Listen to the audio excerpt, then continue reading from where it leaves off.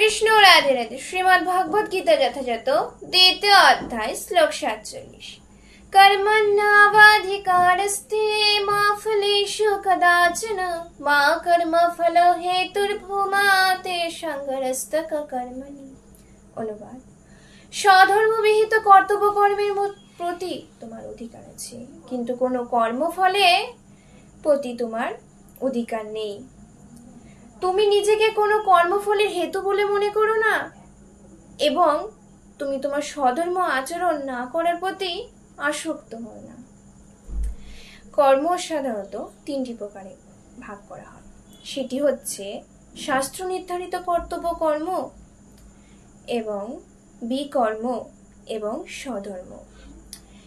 এই শাস্ত্র নির্ধারিত কর্তব্য কর্ম গুরুদেবের অনুমোদিত হয়ে থাকে এবং নৈষ্কর্ম, যেটি বোঝানো হয় যে গুরুদেব বা কোনো কর্তৃপক্ষের অধীনে না থেকে কোনো কর্ম থেকে বিরত থাকাকে বলা হয় নৈষ্কর্ম। এবং বিকর্ম সাধারণত বলা হয় জড়জাগতিক কর্তব্য কর্মকে।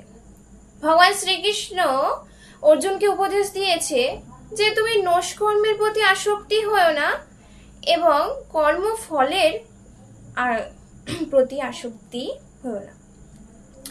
তাই ভগবান শ্রীকৃষ্ণের উপদেশ অনুসারে আমাদের কোনো কর্মফলের আশা না রেখে নিজের কর্তব্য কর্ম সুষ্ঠুভাবে পালন করা উচিত।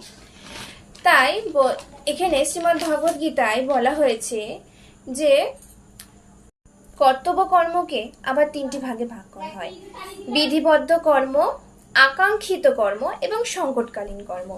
তাই ভগবান শ্রীকৃষ্ণের নির্দেশ অনুসারে আমাদের কোনো কর্মের ফলের প্রতি আশা না রেখে আমাদের কর্তব্য কর্ম সুষ্ঠুভাবে পালন করা উচিত। তাই এখানে অর্জুন যেহেতু ছিল ক্ষত্রিয়, তাই তার একমাত্র কর্তব্য কর্ম ছিল যুদ্ধ করা, আর সে নৈষ্কর্ম আচরণ দেখিয়ে সে যুদ্ধ না করার আসক্তি রেখেছিল, কিন্তু সেটি ছিল জড়জাগতিক বন্ধনের কারণ। তাই কর্মের ফল নেতিবাচকই হোক অথবা ইতিবাচকই হোক, তা আমাদের জড়জগতের প্রতি আসক্তির আবদ্ধ করে এবং তা বন্ধনের কারণ হয়ে ওঠে। তাই ভগবান শ্রীকৃষ্ণের নির্দেশ অনুসারে আমাদের কর্মফলের প্রতি আশা না রেখে সুষ্ঠুভাবে আমাদের কর্তব্য কর্ম পালন করা উচিত, যা আমাদের এই জড়জাগতিক আকাঙ্ক্ষা থেকে খুব শীঘ্রই মুক্ত করবে।